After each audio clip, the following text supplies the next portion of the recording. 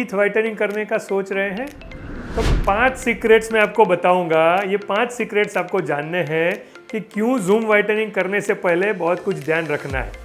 तो zoom whitening हम करते हैं 32 पल्स से। मैं डॉक्टर जयमीन पटेल।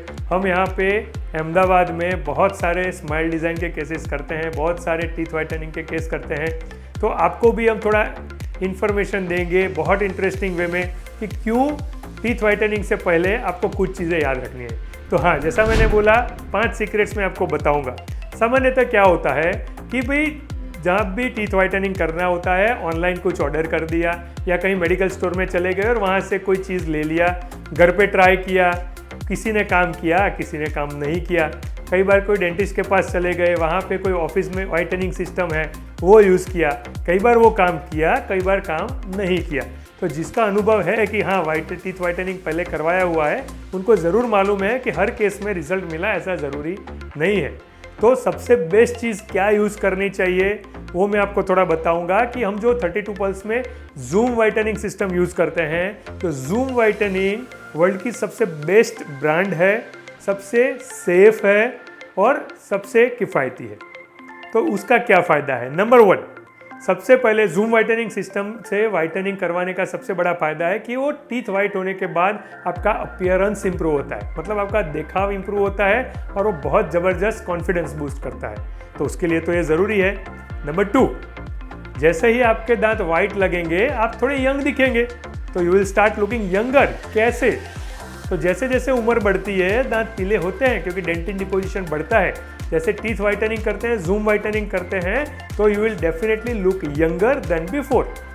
नंबर 3, सबसे बड़ी चीज़ होती है कि जो फिनिशिंग टच देना है जब भी आप ब्रेसिस करवाते हैं, अलाइनर्स करवाते हैं, तो ये जब ट्रीटमेंट करवाते हैं तो उसके बाद अगर जूम वाइटनिंग सिस्टम करवाया जाए तो उसका रिजल्ट बेस्ट रहता है। तो अगर आप ब्रेसिस करके वैसे ही पॉलिश करवा दो या ब्रेसिस करने के बाद या अलाइनर करने के बाद आप जूम वाइटनिंग करवाओ तो फाइनल रिजल्ट में बहुत फर्क पड़ता है।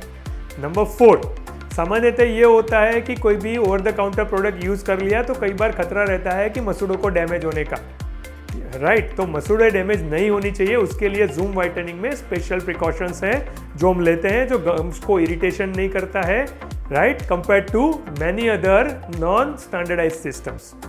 और 5 नंबर, जो बहुत कॉमन प्रॉब्लम है कि टीथ वाइटनिंग के बाद लोगों को दांतों में सेंसिटिविटी होती है, तो जूम वाइटनिंग में सेंसिटिविटी होने के चांसेस बहुत कम है।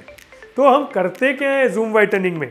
जूम वाइटनिंग में बेसिकली आपको क्या करना है, तो जब भी आपको टीथ वाइटनिंग करना है और जूम वाइटनिंग का प्लान है, तो सबसे पहले तो आपको ढूंढना है कि आपके सिटी में जूम वाइटनिंग प्रोवाइड कौन करता है। यहाँ पे अहमदाबाद में हम 32 पल्स में जूम वाइटनिंग ट्रीटमेंट प्रोवाइड करते हैं। आप जब आओगे तब हम आपका टीथ क्लीनिंग करेंगे, इवेल्युएशन, स्माइल डिज़ाइन के बाद आपका चिक रिट्रैक्टर स्पेशल जो आते हैं, जो आपके गाल और सबको रिट्रैक्ट करके पूरा फोकस जाएगा आपके दांतों के ऊपर। फिर गम्स को प्रोटेक्ट करना है, तो गम प्रोटेक्शन के लिए स्पेशल रबर डैम आता है कि जो गम्स को प्रोटेक्ट करेगा, मसूड़ों को प्रोटेक्ट करेगा। उसके बाद आपका आता है जो जूम वाइटनिंग जेल, जो उसका क्रक्स है, वो एप्लीकेशन होगा, दैट्स अ पेटेंटेड टेक्नोलॉजी। वो जूम वाइटनिंग जेल आपके टूथ के ऊपर लगेगी और फिर उसकी स्पेशल लाइट से वो एक्टिवेट होगा और with that light activation teeth में धीरे धीरे जो इंटरनल स्टेन्स है वो बाहर आएंगे और आपके दांत धीरे धीरे धीरे वाइट होंगे। और उसके बाद after removing all this thing, जो फ्लोराइड वार्निश जेल है वो हम लगाएंगे कि जिससे सेंसिटिविटी ना हो। तो ये थी जूम वाइटनिंग की सिस्टम, जिसमें आपको ध्यान रखना है कुछ आवर्स के लिए कि भाई कुछ कलर्ड आइटम ना लें, मतलब चाय, कॉफ़ी, टोमेटो केचप, वो सब जो इसमें ज़्यादा कलर्स होते हैं वो कुछ घंटे के लिए अवॉइड करना होता है। और बाकी आप मस्त मुस्कुराते रहिए सफ़ेद दांतों के साथ, टीथ वाइटनिंग के साथ। ऐसी ही वीडियोस देखने के लिए 32 पल्स की चैनल सब्सक्राइब करें। See you in my next video. Bye bye.